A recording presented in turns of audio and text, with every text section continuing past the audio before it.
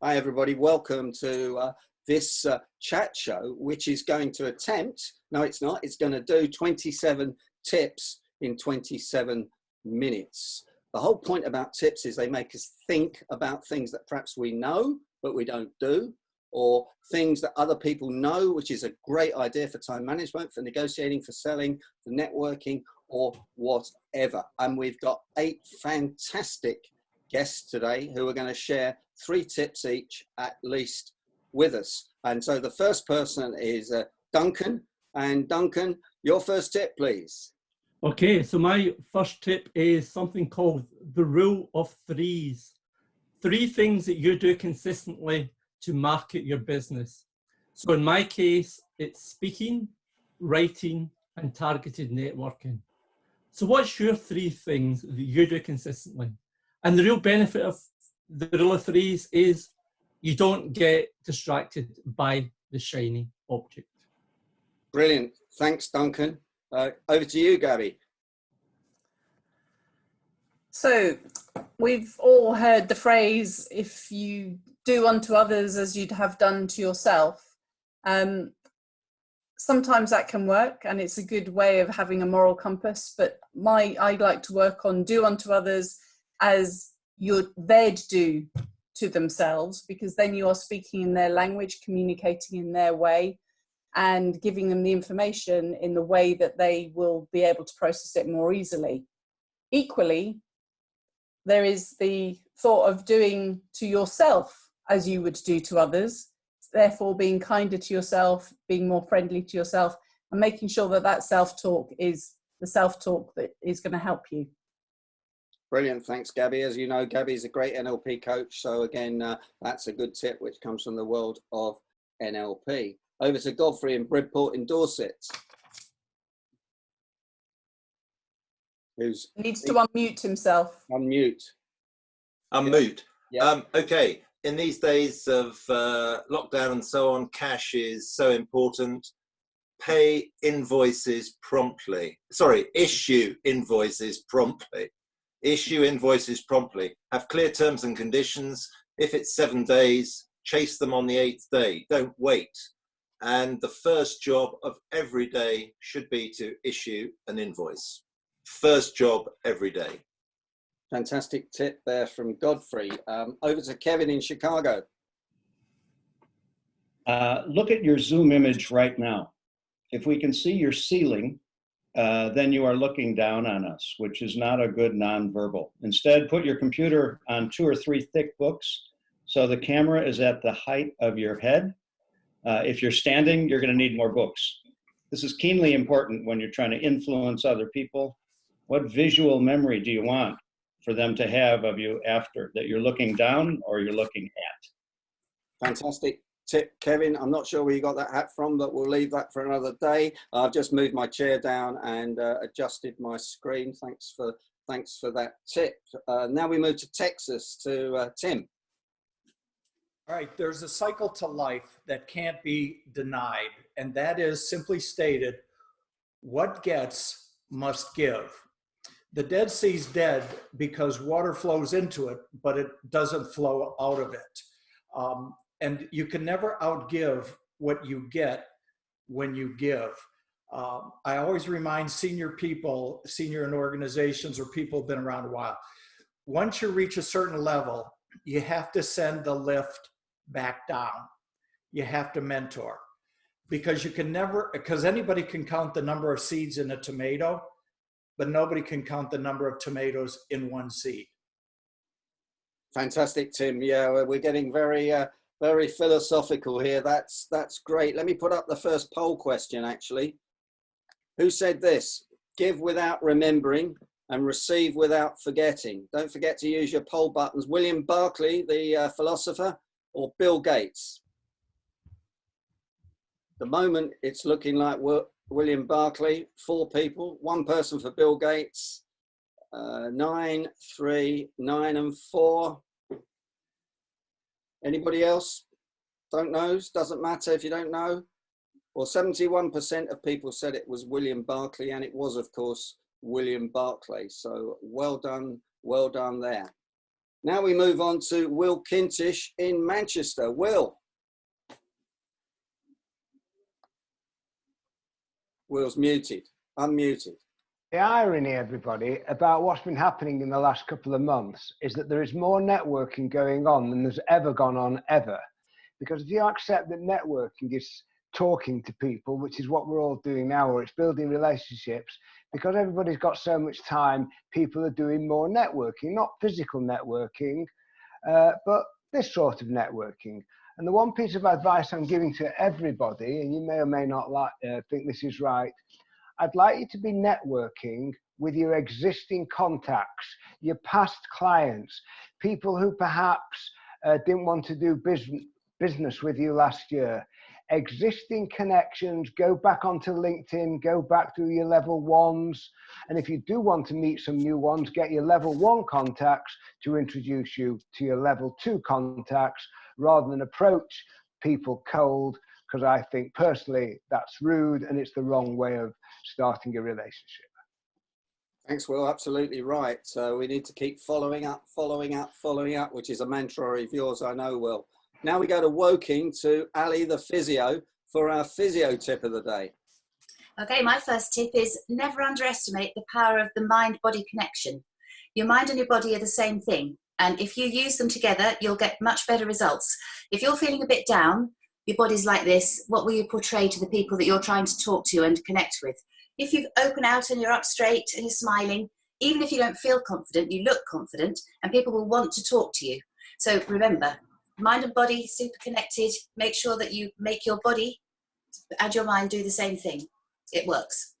Fantastic tip, Alison. Thanks for that. And I missed Martin out because he came in a bit late. So Martin, over to you from Leicester. Unmute yourself, Martin. Okay, while Martin's unmuting himself. I've got it. Okay, off you go. I've got 3 quick ones for you. Don't believe everything a self-proclaimed expert tells you, particularly one who's a multi-award winning expert. Secondly, if you make a mistake in front of an audience, own up. It's good for your credibility. However, if you can't do that, repeat what you've just said, but more confidently.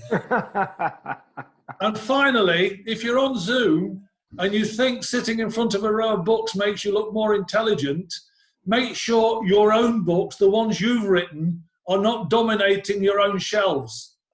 The implication being that you can't sell any of them. Thanks, Martin. You told me that one you told me that one this morning, didn't you? And I moved some of my books, but I decided to leave one of them there. And I've only have a few left, as you well know, and they're running off the shelves very, very quickly indeed. So you better order them quickly.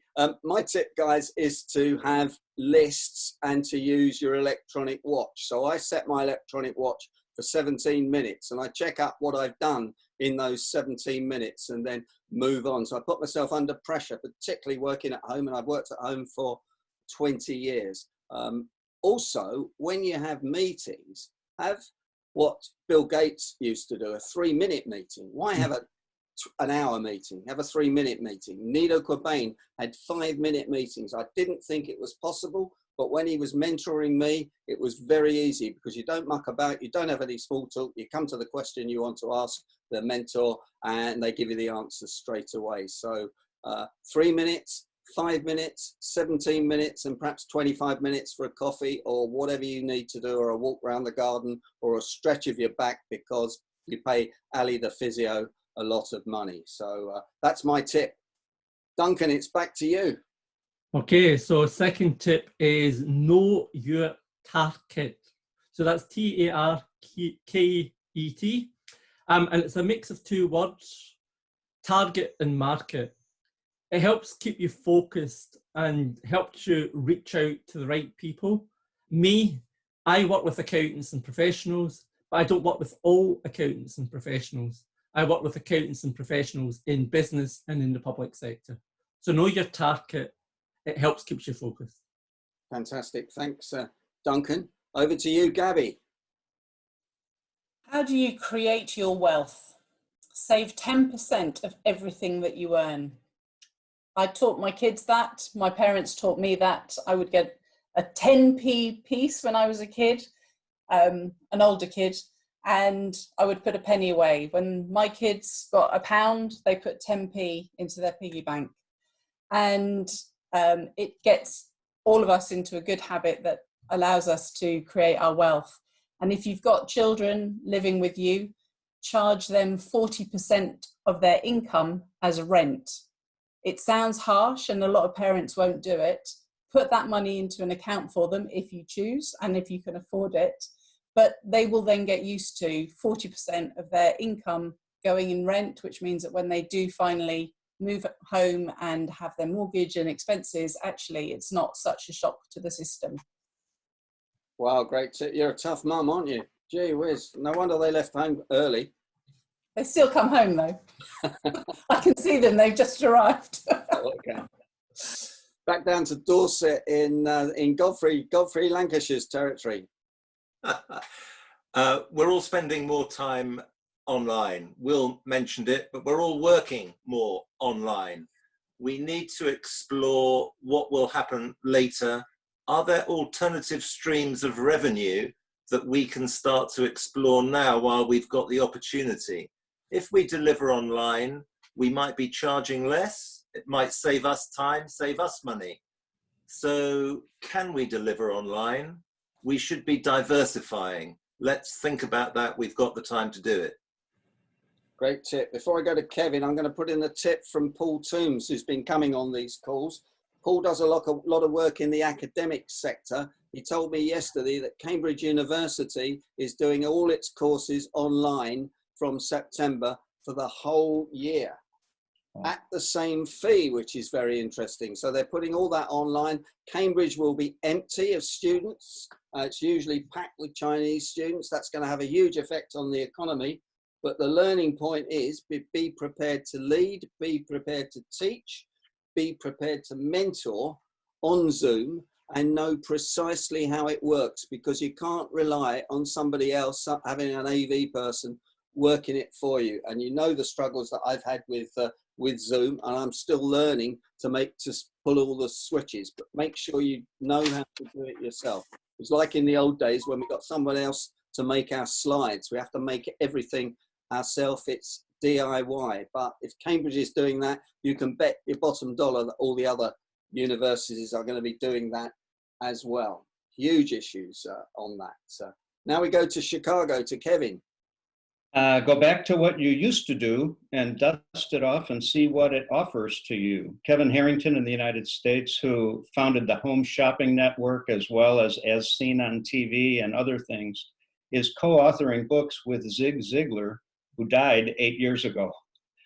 He made an arrangement with his family since Zig was only on Facebook, and now he is partnering as a co-author on Zig's books and offering it to a new generation.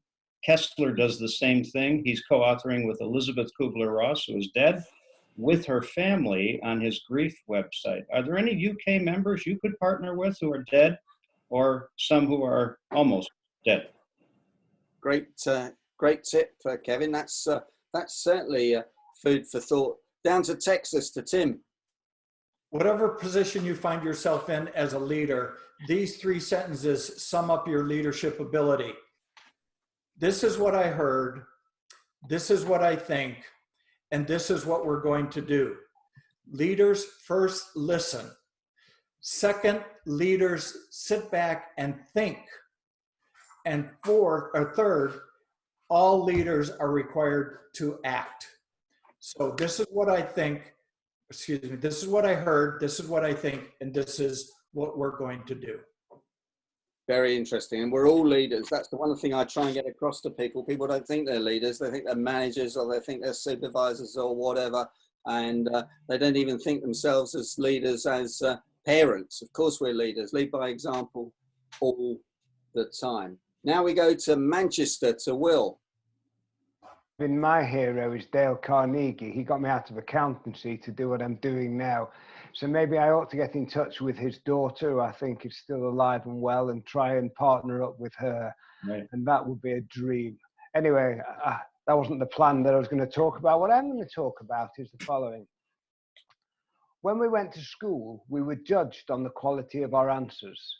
In the world we live in now, adults, networking, relationship building, we're judged on the quality of our questions.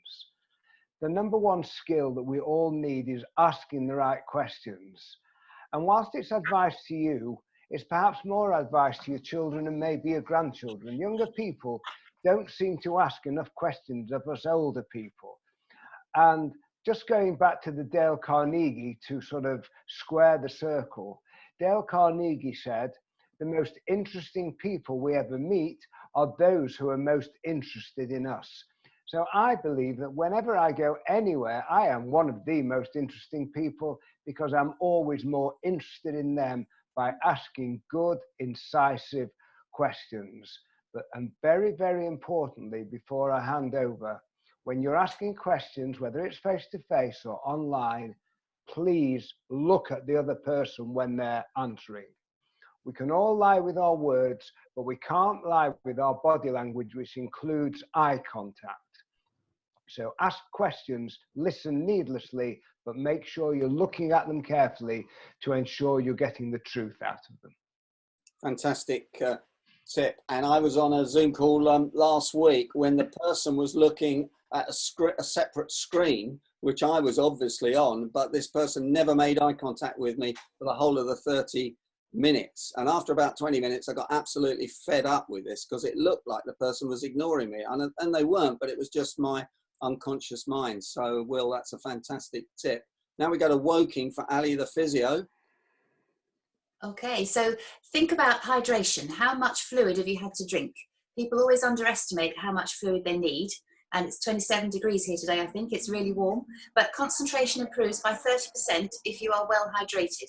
And that's a minimum of 8 glasses of water a day, plus tea, coffee, and extra. But the water or the juice, diluted juice, is the important thing.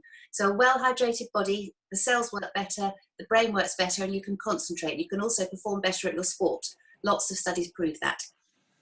Ali, you didn't mention beer. How does beer come into it? Am I allowed? That's negative. You can have another glass of water. Oh dear, that's terrible. I'm going to go to Leicester now. Martin, have you given your 3 tips? I wasn't quite sure all in one go, being greedy. He's muted himself again. Never mind. Don't worry. In Leicester City, we're never going to win the Premier. Am I back on now? You are, yeah. Yeah. No, I did have another one, and I'm reminded of it by Will's contribution.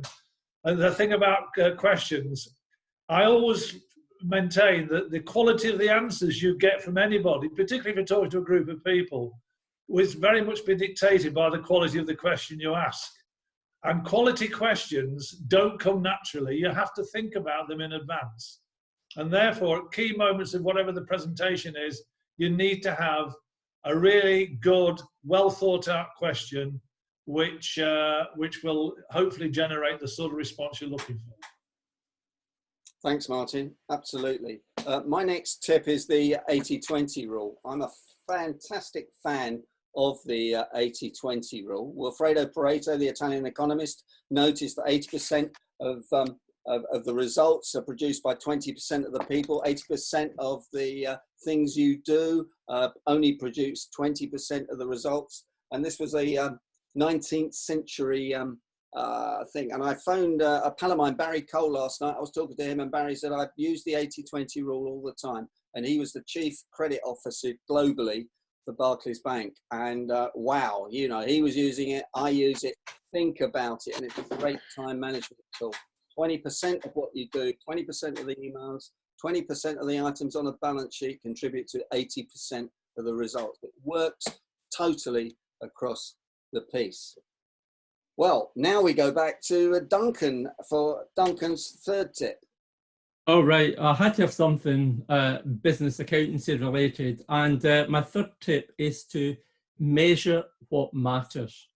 You know, it's really easy to think about sales. It's really easy to think about profit. The problem is both those measures are lag or after the event measures. What you want to be doing instead is you need to understand the key drivers of success and then develop measures that track your progress on those critical success factors or key success factors. So measure what matters. Don't just focus on purely financial measures. Yeah, I was just thinking, Duncan, I was trying to remember, somebody put it in the chat box. Who was it that said people do what they're measured on? And therefore, if the company has the wrong measurements, then that's what people do. And that's why poor leadership gets poor results. Absolutely.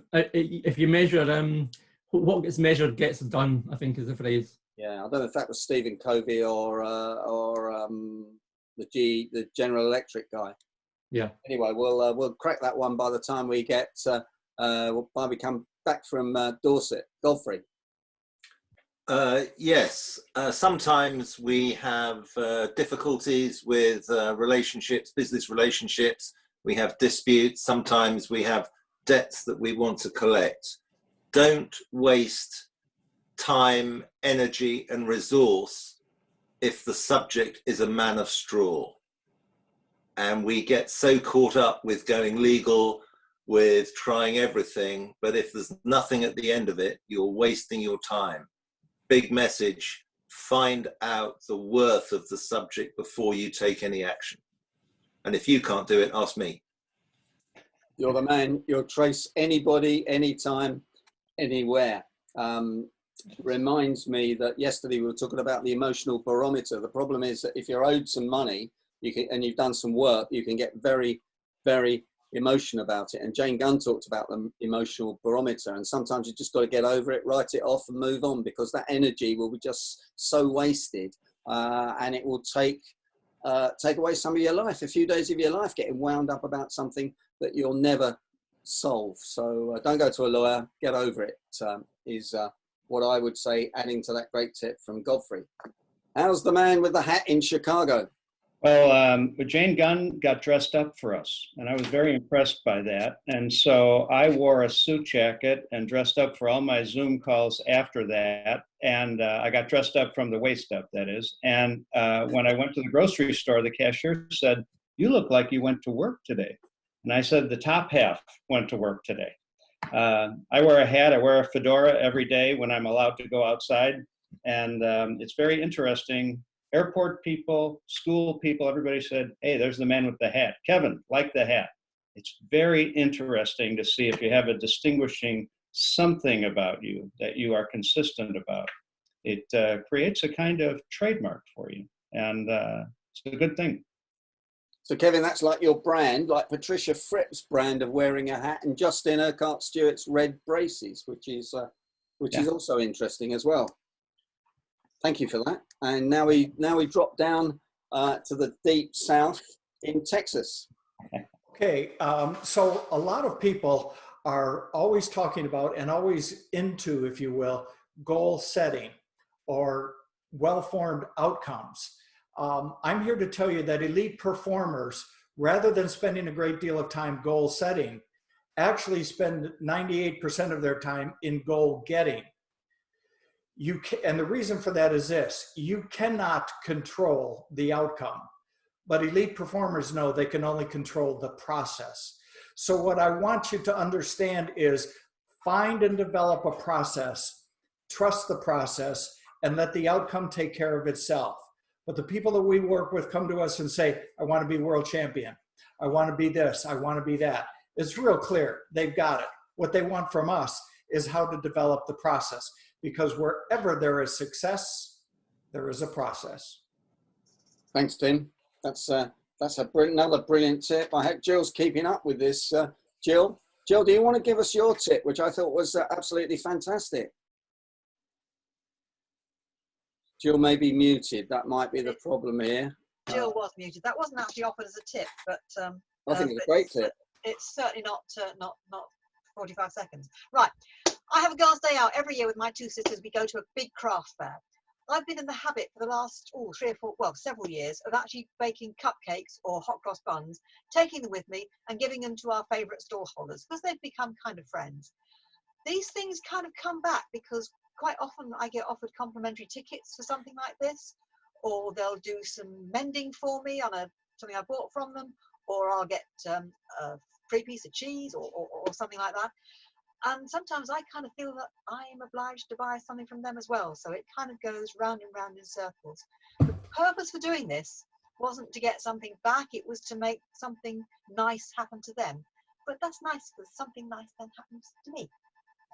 That's a great tip, and that comes from, of course, the law of reciprocity, which was the second law that Robert Cialdini came up with. His fabulous research that it's been a law of the world, actually, that if we give something to someone, they feel obligated to give us something back. But what I was curious about with you, Jill, was that then you felt obligated to give them back something again, and then the world kept going round. And it does link to what Kevin and Tim have said, and a couple of other people, that give to get, put things out there unconditionally, as William Barclay said, give without remembering and receive without forgetting. And the other thing is, the world does have a funny way of rewarding people who give things, and the reward doesn't always come back from where it was sent. Now I think we go back to Manchester now to Will Kintish, if Will's still there. Hello, Will. Tim, you talked about processes. Well, I'm proud to tell you that Kintish has a process. It's called the Kintish networking process, and it goes like this. Step 1, accept an invitation. Step 2 means you start to meet people. Step 3 means that you start to build relationships. Step 4 means you start to ask questions. When you ask the right questions, sometimes you might spot a potential opportunity. Step 5 is spotting needs. Step 6 is what I call the aha moment. The aha moment is the light bulb moment. When somebody says something to you, whether it's on here today or wherever it is at an event, and you think it's worth following up, step 7 is to ask permission to call somebody afterwards. Not text them, not email them, not WhatsApp them. Ask, do the follow-up with a phone call. And step 8, in normal times, ought to be to go and meet the person. So step 1 is an invitation, and step 8 is meeting a prospect. And at the end of the day, I believe this: when you don't accept the invitation, nothing's going to happen. I created this mantra: if you don't go, you'll never know. Love it. Love it, Will. Thanks very much. Now, some of you have spotted that I deliberately left Gabby out, and Mark Quigley is clearly a left-brain banker who has tipped me off that I did that. And there's a quick tip from me there. Actually, if you make a mistake like I did, hold your hands up and say, sorry, I got it wrong. And we had a Jack Russell once, a lovely Jack Russell called Toby. And if you told Toby off, he rolled on his back and waved his willy in the air. And that's what he did, to say sorry. So animals have fabulous body language. And Gabby, I'm sorry. Are you still my friend? I'm not rolling over for you though, mate.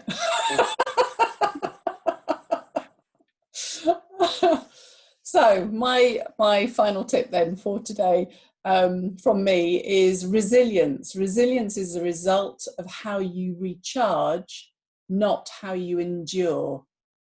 Resilience is the result of how you recharge, not how you endure. So what can you do to recharge? Learning, singing, being in nature, connecting with friends, as Will's already said, giving, as Jill mentioned. Just spend 5 minutes at the beginning of every day just noticing and being present without judgment. So notice what is going on and make no judgment about it. Haikus can be amazing. Haikus are a form of Japanese poetry which can really just bring you into the moment. And the more you practice it, it will allow you to make better decisions without getting caught up into the dramas or the emotion. That will build your resilience. Yeah, I don't know. You're going to put that in the chat box, what that word was. I wasn't quite sure what it was. And Jill won't get that one very quickly, although she's an NLP. Like haiku. Yeah. That word, haiku. I got haiku. Yeah. Okay. I'll even give you one back. Go on then, Jill. I'll give you haiku back. Now I know the road, future calls. I take the first step. Wow. Thank you. Journey of 1,000 miles starts with the first step. Who said that? Paulo Coelho? I don't know. I got a question like that in the next chat box, I think, but we won't go there because I don't know quite how to work it yet. So we'll sort that in a minute. Now we go to Ali the physio if she's got a third tip. Ali, have you got one for us? I have, and this is all about breathing. Most people don't breathe properly.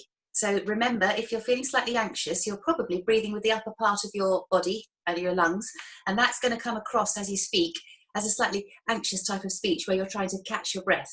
If you just take a deep breath, take a moment to let the air get down into the lungs and then speak, you'll sound much more confident, you'll feel much better, and again, your concentration will be better. One of Derek's top negotiating tips, which I always use, is silence. Wait for a minute to hear before you speak back to somebody. Actually, in that moment, I take a breath and that calms me down. And a question that comes out is usually much better and sounds much calmer. So remember to breathe properly. Don't just use your upper chest, use your whole lungs. Fantastic, Alison. And that's what Jane Gunn and I were talking about yesterday, whether you call it going to the balcony, taking a time out, stepping back from the issue and taking a deep breath.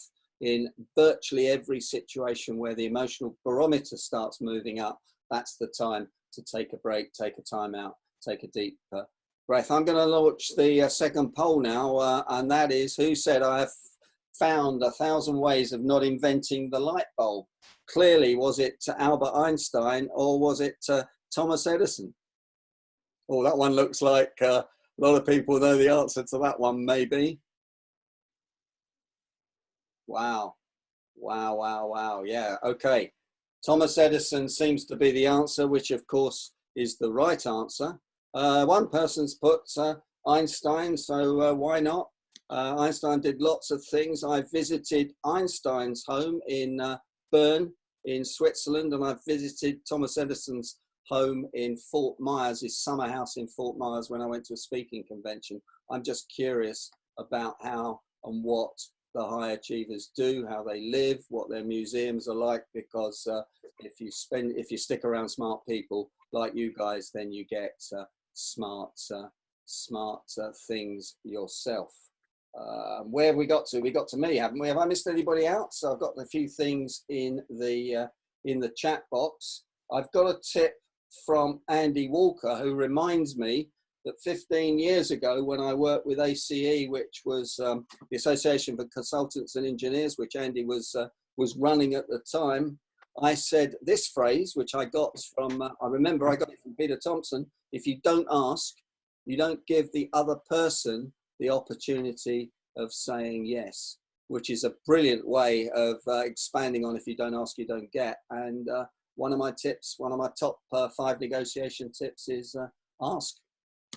And ask again, and it's the way you ask. And if you drop your voice and ask you ask a confrontational perhaps question, by dropping your voice, you don't sound aggressive, you don't set off their reptilian brain in a defensive sort of way. So if you don't ask, you don't give the other person the opportunity to say yes. And ask stands for A, always, S, seeking, K, knowledge. Always seeking information, and information's power, and it's the use of information that gives you the power.